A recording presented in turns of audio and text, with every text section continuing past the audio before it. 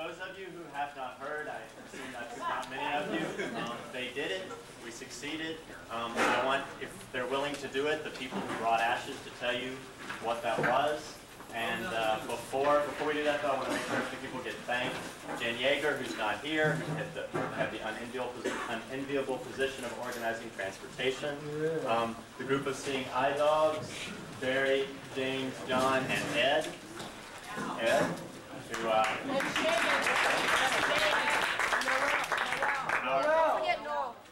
No, he's not here. No. Legal. I haven't gotten to legal yet. Don't forget him. Legal, including Jill Harris, Karen, and Noel.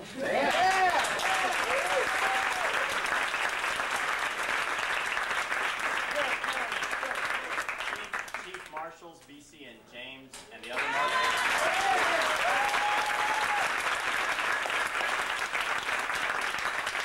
BC got home 15 minutes before this meeting and is facilitating.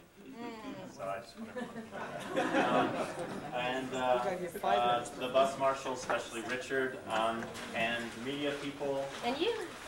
Well, Jay Blockers, Jay here, great. And everyone else. Lots of people were involved.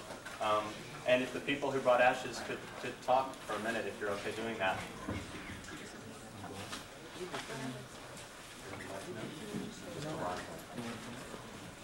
No?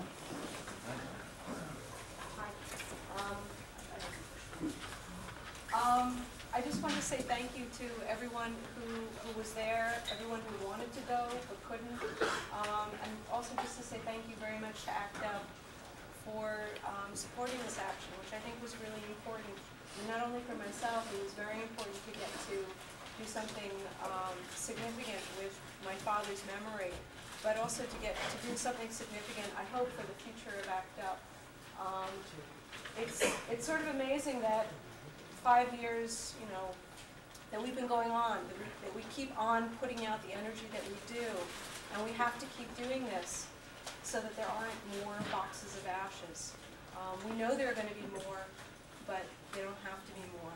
So please keep showing up for these meetings. Try and put your energy into actions.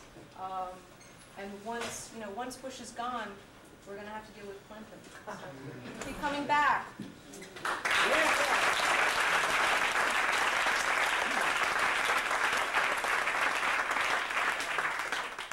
I was involved in the planning of this, but I didn't expect to be taking ashes. And one thing I think that was really amazing about this is how we empowered other people. I was telling a real good friend of mine about the action on Thursday, and he was Larry Kurt's lover. Larry had done the original Tony and West Side Story, and he told me a story. He said, you know, you've got to take Larry's ashes there. Larry was going to perform at the White House and was going to come out as a person with AIDS at the 1-year anniversary of Bush's inauguration, and he was going to make a statement about being a person with AIDS and about the plight of people with AIDS. And he made arrangements for them not to start the music right away so that he could say something. And wouldn't you know it, when they got wind that he wanted to say something, they conveniently lost his music and didn't let him go on. And his lover Ron said to me, you know, you've got to take him there so he has his last appearance at the White House. And I felt really privileged to do that.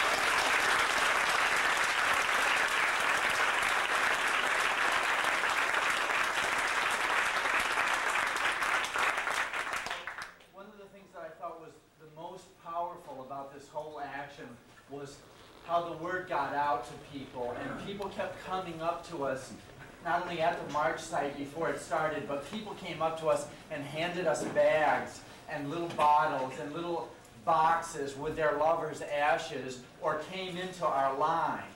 I mean, people who had never done anything political before, including Ortez Alderez's lover, who had never done anything political before. And for those of you who don't know, Ortez was one of the original founding members of ACT UP, who was like one of the voices of reason in this organization during the first couple of years. And it was really amazing. Lots of like mothers from the Midwest. And we actually came to the White House from like the north side, and there was a big confrontation with the police. They tried to block us off with mounted horses. But on the south side, and we did get to the fence, and we threw our ashes, and it was so cathartic. I mean, it was feeling like we were laying on George Bush's doorstep. All of the physical results and the physical proof of his murderous neglect, and that was very powerful. But what was even more powerful is knowing that on the other side there were 2,000 or 3,000 people there. And there were 4 or 5 people who came not even affiliated with ACT UP, and they dumped ashes on the other side too. There was a lot of press coverage last night in Washington. We spent the night. Do you want to cover this? Or? I haven't seen this. Okay. All of the major networks, except for the one that had the baseball CBS on, showed clippage of the action. And on 2 of the networks, it was clippage of the horses stomping ACT UP people and knocking them on the side. So even the media, was recognizing and playing up, the horrendous establishment and what they were doing to people with AIDS, how they were trotting on us with horses. It seems to me with the debate stole a lot of the attention this action might have drawn. To me, the news coverage was almost non-existent. It was pathetic. It makes me wonder if there's some kind of written code that says when an actor has actors now, we vote minimally. When we planned, the action, the debates hadn't been scheduled, and just something like that you can't change in a 2 weeks' notice. A point of information: the coverage in New York, the non-coverage in New York, is not necessarily reflective of the rest of the country. The coverage in Washington was superb, including a story and 2 photographs in the Washington Post this morning. We don't know what happened. We don't know what happened in the rest of the country. The one great thing about this action is that you have nobody that covers. It's a magnificent action. And the press notwithstanding, the reaction for those who were there was so intense. I had a woman come up to me during the march, a mother from the Midwest, saying, I have my son's ashes, I'm really scared, I'm frightened, I've never done this before, would you throw them for me if I can't do it? And I said, fine. We marched together for the whole march. She was really, really scared. Finally at the fence, we threw them together because she got the nerve to go all the way up. And to see her empowered like this, I can't tell you how wonderful it was. It was a very...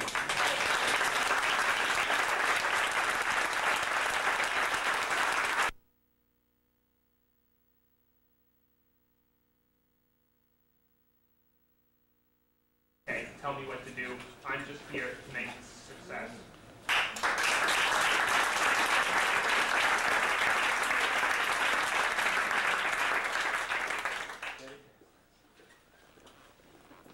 Yesterday was a day that I'm never, ever going to forget. I feel like it pulled all that before ACT UP part of my life together with my ACT UP life.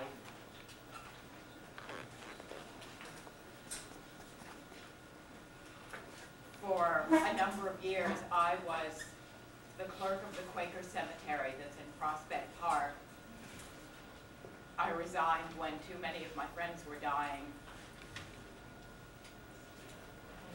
I've dug my friends' graves there, chosen their coffins, carried their grave clothes. And I came to ACT UP because I needed a place where there wasn't room for sadness sometimes, where I could be angry and laugh and act like a smartass, and there wasn't room for sadness. But I always wondered what to do about that other part of my life, which is very real to me, too. And yesterday, to see so many people spontaneously bring that part of themselves there. We sat later and had a meal with Cleve Jones, who said they have brought people's ashes to the ellipse when the quilt is there. There are other ashes there. Obviously, all those people who just had ashes with them had some yearning. And I think beyond all of that, what we did with each other, sometimes I found it really hard here to just say straight out how we feel when we see someone get very sick and frail, when people have died, when we know that other people will die, and a lot of times we don't say it. And yesterday, we were able to look each other in the eye with all the things that are not words for, weep with each other, protect each other, to act on all the trust we've built up over the years, rattling nervously around the bushes in City Hall with our chains.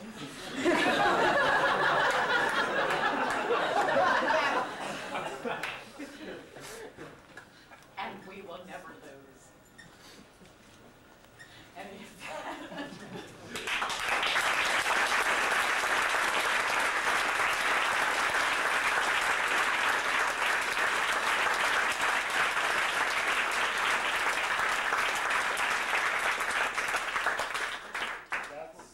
That's the extra 10 minutes.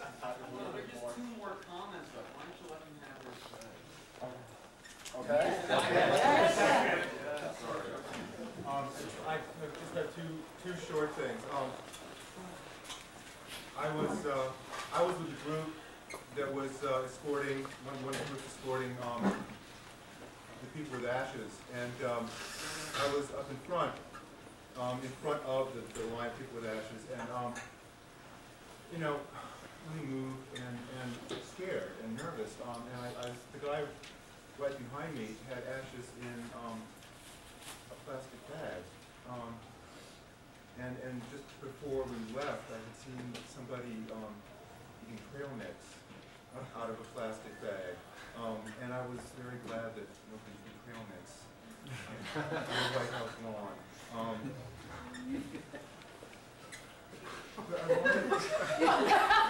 It's the most specific. For anybody who wasn't there,